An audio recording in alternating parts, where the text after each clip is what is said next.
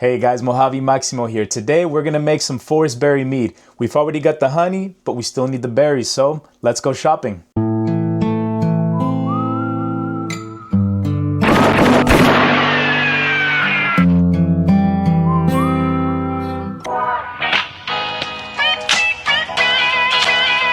For today's mead batch, we actually find ourselves here in the heart of Twickenham.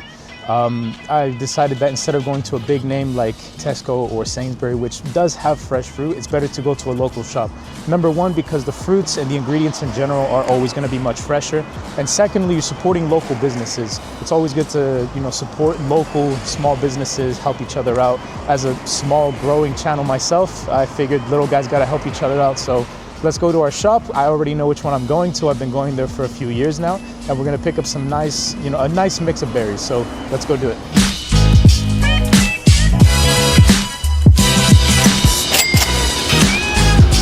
Okay, so we just went to Paul Cooper and Sons, which is the local grocer here in Twickenham.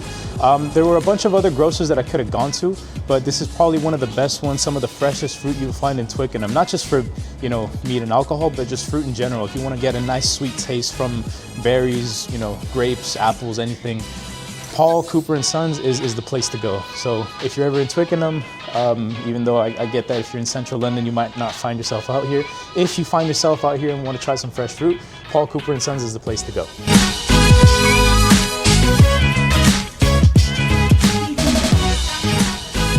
Before we actually start making the mead, I'm just going to show you this really quick because it is crucial to the mead making process or alcohol making process in general. I sanitized all the equipment that we're going to be using. Don't mind the dirty plate, that was from breakfast. But so you got the jar, you got the lid with the stopper, there's a little rubber piece that goes inside. I used a sanitizer. Actually, I got it right here. So we got no rinse sanitizer. I turned it into a spray with some warm water, sanitized it while I went out to get some fruits. I can show you how it is next time, but it's quite simple. You want to sanitize everything you use. I even sanitize the countertops, not with the sanitizer, but with antibacterial spray. Any tiny little bit of bacteria, any germs that get into your meat could ruin an entire batch. I've had it happen before.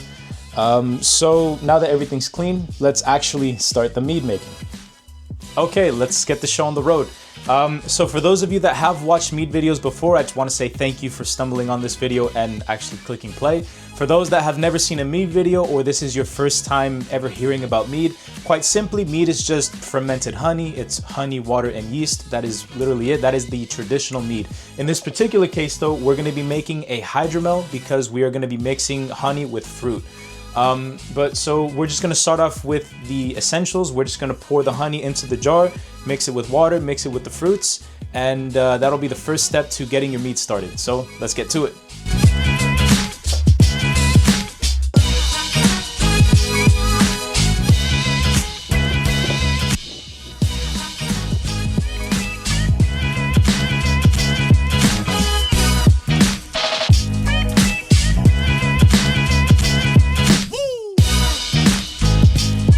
Apologies for that little delay. It turns out the honey was a lot more crustier than I imagined, but we finally got it in. Now, in goes the fruit. Just be a little careful here. It's not...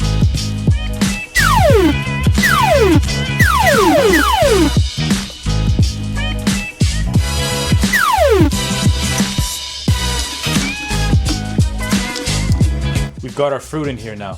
But what we're going to do with the water is we're actually going to start with some warm water because as you can see, the honey was already hard to get out of the jar, so we're going to try and melt it a little bit more, and then we'll throw in some cool water so we can make it a little bit warmer, not too intense, because we got to throw in the yeast afterwards.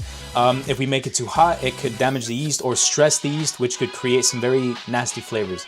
So let's start with the water.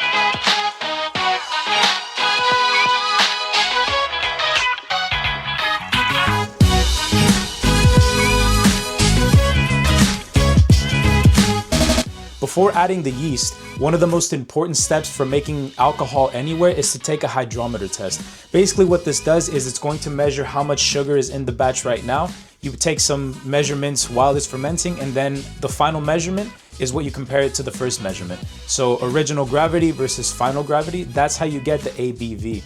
This is crucial because if you're making something very strong, like say a whiskey or tequila, If you make it too strong, it could be very dangerous. It could induce alcohol poisoning. So it is very important you're taking these measurements, because even though mead is not meant to be that strong, although it could be, the last thing I want is to accidentally see the green fairy after having a glass or two.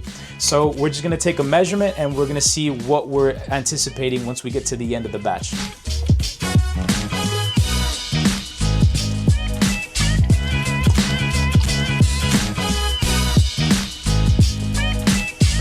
Okay, so our hydrometer has a 1.120 rating, which means this is going to be pretty strong.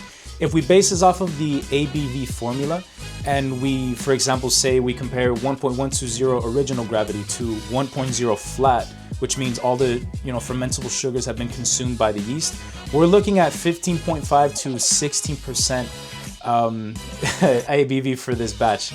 We can do that if we want to let it go dry, and I figure we might as well, because even after the stabilization process, which is where you kill off the yeast and you separate the remaining liquid from the yeast from the fruit, and then you have a clear liquid, you can always back sweeten and always fix the flavor and let it age as well. But now that we have our measurement, let's add the yeast and let's set this baby aside to ferment.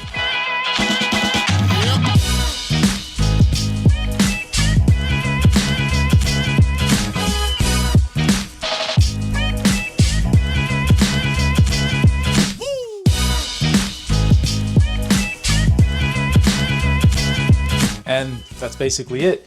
You now have a batch of mead ready to ferment. For this final step, the stopper, usually you fill it with water. This is the little device that allows the gases to escape while this is fermenting. In some cases, what you can do, which is what I did, you put sanitizer into the stopper. You don't necessarily have to, but it helps to keep this safe from getting further, infections, even though everything's been sanitized, from the spoons, the little jar in which the yeast was mixed. Everything has to be sanitized. If you put sanitizer into the stopper, it helps a little bit as well.